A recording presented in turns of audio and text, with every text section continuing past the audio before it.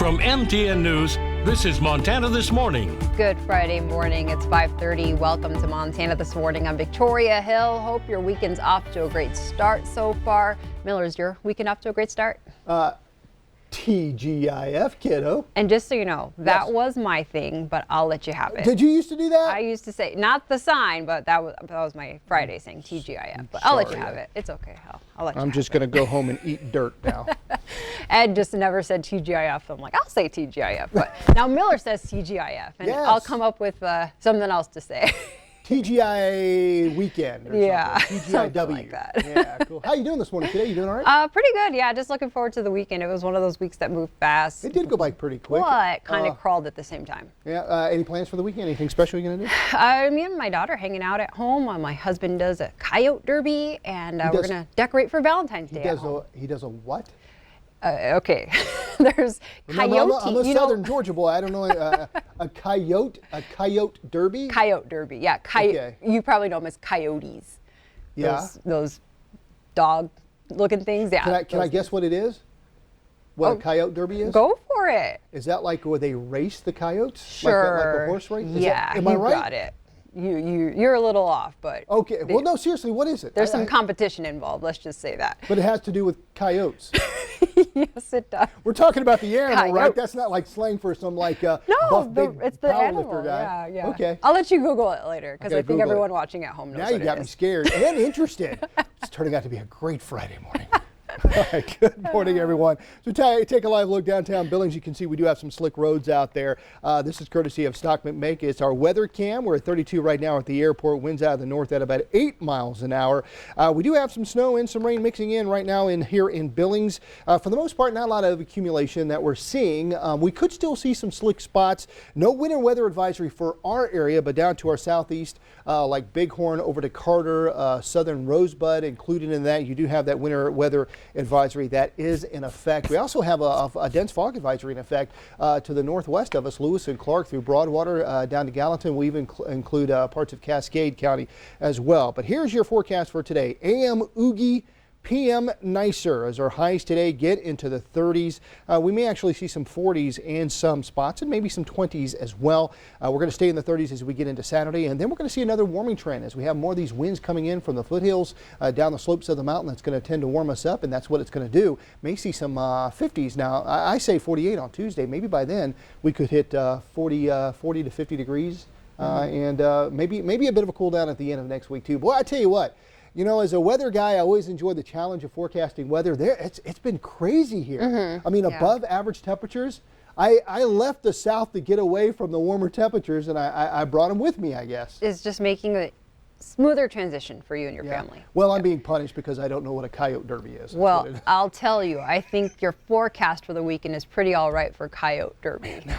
Can I go Google that real quick? Go Google it. Don't cry. All right. I'll get to news, Miller. Our top story this Friday, Yellowstone County's COVID-19 restrictions are no more. That means gyms, retail stores, movie theaters, and gas stations can now remain open past 10 o'clock. All the statewide orders remain in effect, so restaurants, bars, and casinos are still limited to 50% capacity and must close by 10. The mask mandate is still in effect as well. Health Officer John Felton praised local residents for keeping case numbers low and wants to respect new Governor Greg Gianforte's approach to fighting the virus. However, he says we're still vaccinating frontline health workers in the county, and we don't have the supply to meet the new governor's vaccine priorities. I think we need to understand that if the number, let's just use the number of 250,000 people statewide, our share of that is probably 25 or 30,000 people, and it's going to take a while to get through that. Felton says the current vaccine supply is unpredictable, so he can't determine how long it will take to get through this first tier.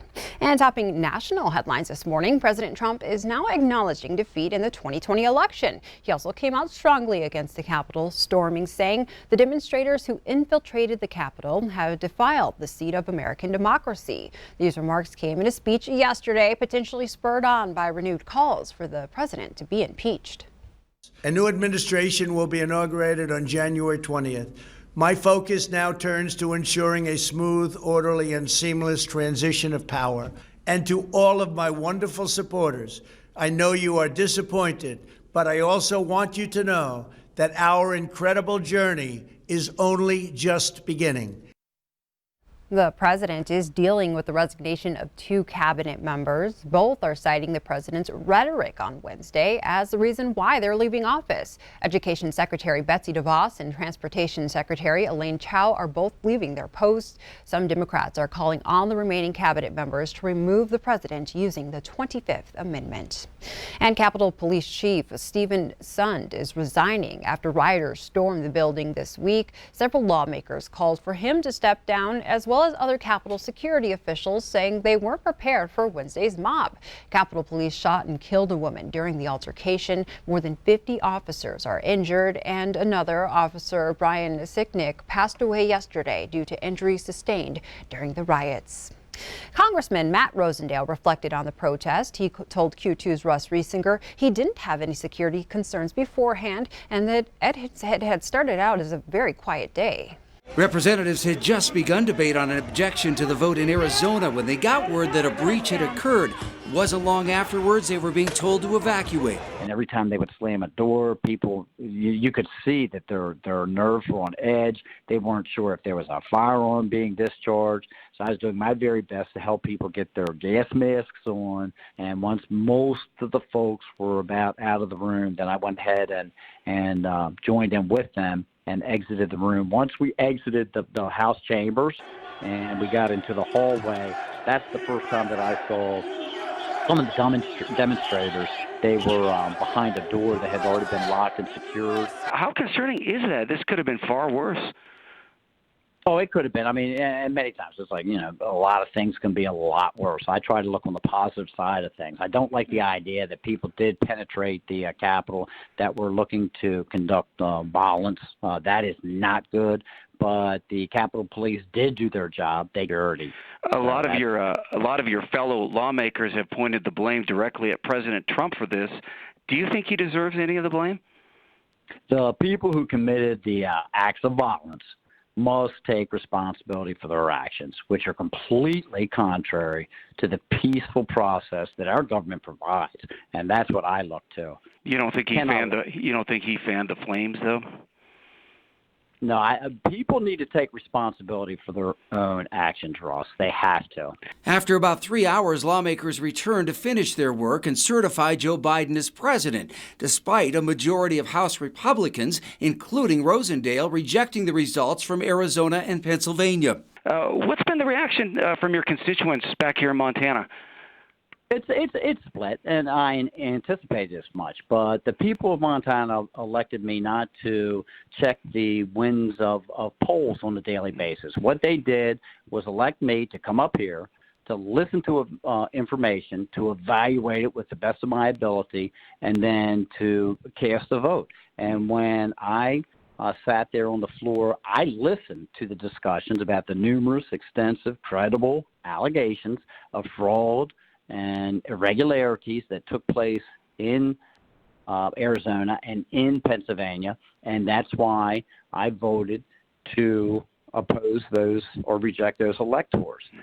Rosendale also said that he believes it will be a smooth transition to Joe Biden as president. We can listen to the entire interview, where he also talks about his priorities for his first term in Congress, on our website. Local law enforcement says they will be ready for anything on Inauguration Day, but they expect any potential protests to be peaceful. They say this week's events at the Capitol in D.C. caused no issues here in Billings. Recent local demonstrations have all gone well, including the George Floyd protest in June, and authorities expect that to continue. We haven't heard of anything, but we'll pay attention, and I'm sure there's people around the state that are going to be keeping us informed as well. I think the people in our community are pretty proud of our community, and they want to keep it peaceful just as much as they can. Without talking too much about what we do or how we find out things, when we become aware of something, we pay attention, kind of keep our eyes open and our ears open just to know what's going on. The troops out on the streets will pay attention, and if something comes up, we'll address it. Montana political leaders tell us they are closely monitoring the national situation, but as of right now, they do not plan to make major changes to security procedures at the state capitol. MTN's Jonathan Ambarian has more.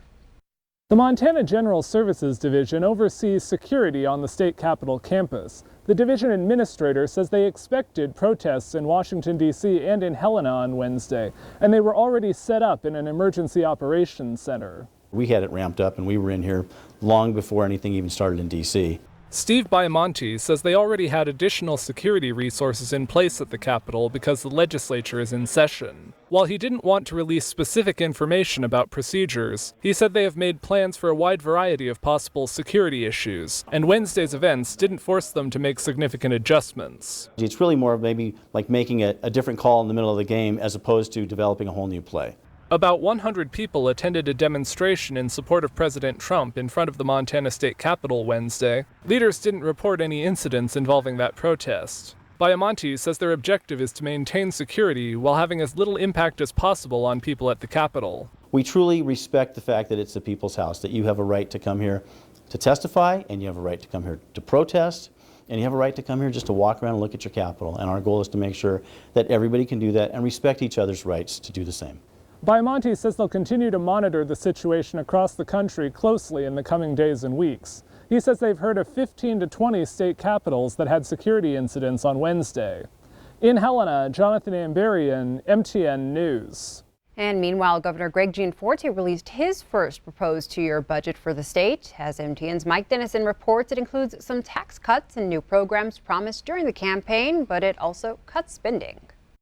At a Capitol News conference, Governor Gianforte got right to the point on what he considers the most important elements of his budget. I promised we would provide tax relief to hardworking Montanans and get Montana open for business. This budget does that. So what type of tax cuts? He wants to reduce the top state income tax rate paid by about half of Montana taxpayers from 6.9% to 6.75%. He's also proposing to exempt more business equipment from property taxes and help lower-income homeowners escape property tax increases caused by reappraisal. As for new spending, Gianforte wants to help school districts increase beginning teacher pay and increase money for trades education. But his biggest spending ask is for attacking the effects of drug addiction in Montana. Few Montanans have been left untouched by the epidemic of addiction and drug use. The crisis is ripping apart our families and our communities. Our budget commits an additional $23.5 million in state and federal dollars per year. That spending includes money for drug treatment courts, more parole and probation officers to supervise criminal offenders outside of prison, and more treatment in the correctional system. But where's the money coming from to finance these tax cuts and new spending? Gianforte says he's cutting about $100 million out of the budget initially proposed by his predecessor, Democrat Steve Bullock. The legislature must now review and decide on his budget. House Appropriations Committee Chair Lou Jones told MTN News he expects lawmakers to have many of their own ideas, but that Republicans also want to honor Gianforte's pledge to hold the line on spending. A lot of these ideas that are coming in, if they come with a fiscal note, it may not be the year to have a good idea. Of course, we haven't had much chance yet to examine the details of this huge document and how it might affect Montanans all across the state. That's what lawmakers will start doing now, and we'll be doing the same here at MTN News. In Helena, I'm Mike Dennison. Committee hearings on the state budget could start today and continue for the next several weeks. Today, a state legislative committee will hear a bill that would limit liability in Montana for damages related to COVID-19 exposure. The bill says if you or your business is complying with COVID-19 health guidelines, you will not be held liable for any potential exposure to the disease. The bill also says people can claim damages for exposure to COVID-19 unless it involves hospitalization, death, or gross negligence by someone else.